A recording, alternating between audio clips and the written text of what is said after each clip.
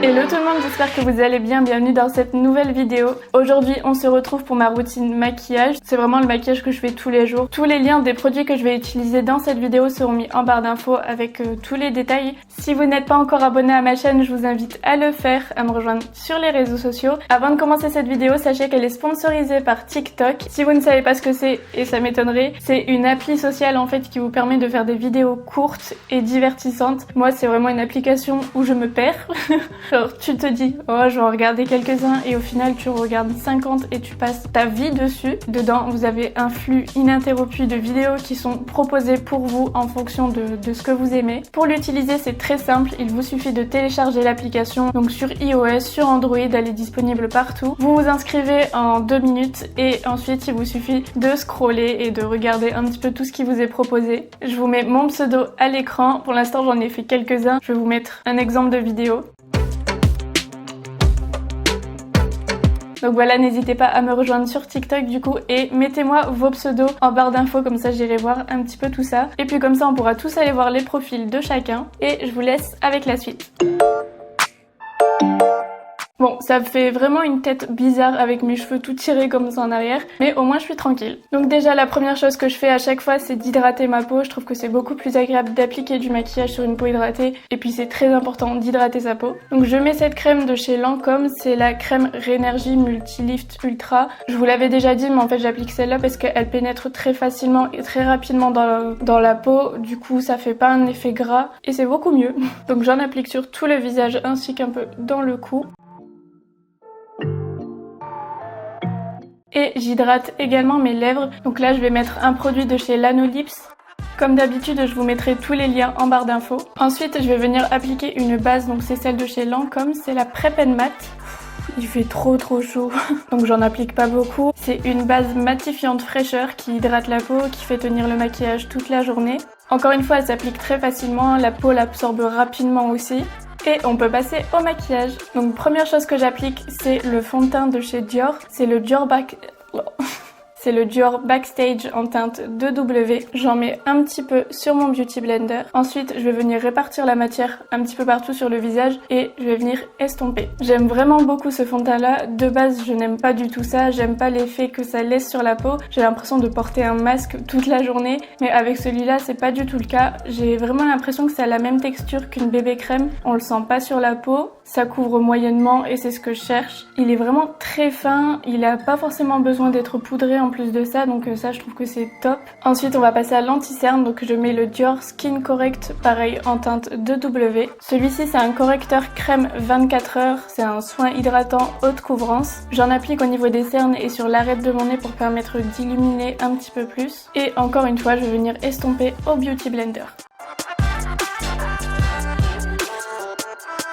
Une fois que c'est fait, je vais venir réchauffer mon teint avec un bronzer. En ce moment, je teste la crème bronzante polyvalente de chez Fenty Beauty. C'est une texture crème comme ça et franchement, je l'ai utilisée quelques fois pour l'instant et j'aime vraiment la texture, ça se travaille très facilement. Donc pour ça, je vais venir prendre un pinceau sculpteur et je vais venir en appliquer au niveau du nez, des pommettes et de la mâchoire.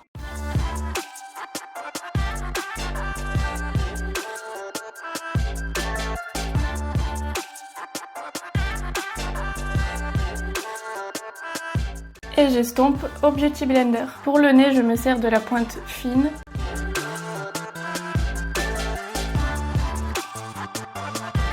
Voilà, donc c'est quelque chose quand même qui reste léger, mais ça me permet de réchauffer mon teint et de le retravailler un petit peu. Je crois que je l'ai pas dit tout à l'heure, mais c'est la teinte Teddy, donc 05. Mais de toute façon, je vous mets tout en barre d'infos, je vous réécris tout à l'écran, etc.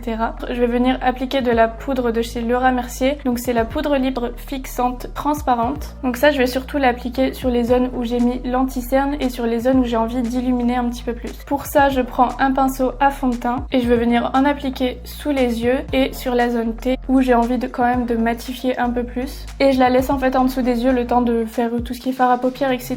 Comme ça, s'il y a des chutes, j'enlève tout d'un coup après. Du coup le reste du teint je le fais à la fin pour tout ce qui est blush, highlighter. Et maintenant je vais venir passer aux sourcils. Donc pour les sourcils je vais venir utiliser le Brow Styler de chez Dior en teinte Dark Brown. Il m'en reste vraiment plus beaucoup. Je vais tout simplement venir faire les contours de mon sourcil, donc en commençant par le bas puis le haut. Et pour la queue du sourcil, je vais utiliser un autre produit. Ensuite, je prends la Deep Brow Pomade de chez Anastasia Beverly Hills en teinte Ebony, un pinceau fin et plat, et je vais venir remplir le reste de mon sourcil. Je vais venir brosser mes sourcils vers le haut pour estomper la matière. Et on va venir fixer tout ça avec le Gimme Brow de chez Benefit. Donc pareil, je brosse vers le haut. On voit que mes sourcils quand j'en suis à cette étape. Hop, je vais juste venir estomper rapidement la poudre. Et on va maintenant passer aux yeux. Pour les yeux, j'utilise une seule palette, c'est la Snap Shadow Fenty Beauty en teinte numéro 1. Ce sont vraiment des teintes passe-partout, donc je l'aime vraiment beaucoup celle-ci. Et en plus, elle est toute petite. En premier, je vais venir prendre ce fard-ci qui est un fard marronné. Je prends un pinceau assez fourni et je vais venir l'appliquer dans le creux de l'œil. J'estompe en remontant légèrement la matière pour donner un côté un peu plus fumé. Toujours avec le même pinceau, je vais venir prendre le fard marron plus foncé. Et cette fois-ci, je vais essayer de l'appliquer plus dans le coin externe.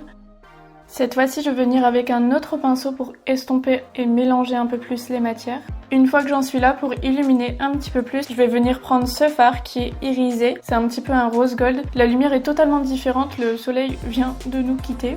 Donc au doigt, et je l'applique sur la paupière mobile ainsi que vers l'intérieur de l'œil. Je vais venir reprendre le premier pinceau et estomper. Avec un pinceau plat et assez fourni, je vais venir reprendre la première couleur pour l'appliquer en ras de cils inférieur. Ensuite, on va passer au mascara. Donc là, j'applique le Better Than Sex de chez Too Faced. Et c'est tout pour le maquillage des yeux. Je vais maintenant venir finir mon teint, réchauffer un petit peu tout ça, parce qu'en plus là, avec le soleil, la lumière juste en face, on dirait que je suis toute blanche. Donc je vais venir appliquer mon blush préféré, c'est le Harmony de chez Tarte. Donc j'en applique sur les joues et sur le bout du nez. Ça va, je reprends vie petit à petit. Et la dernière chose pour le teint, c'est l'highlighter. Je mets le Gold On Fleek de chez Nabila Beauty. Je vais pas vraiment pouvoir vous le montrer vu qu'il est tout cassé et qu'il reste pas grand chose. Pour l'appliquer, je prends un pinceau biseauté. Normalement, c'est pour les yeux, mais je trouve que c'est parfait pour appliquer l'highlighter. Là, je vais venir en appliquer sur mon nez, dans le coin interne des yeux, en dessous des sourcils, sur les pommettes. Et oui, j'en mets un petit peu partout.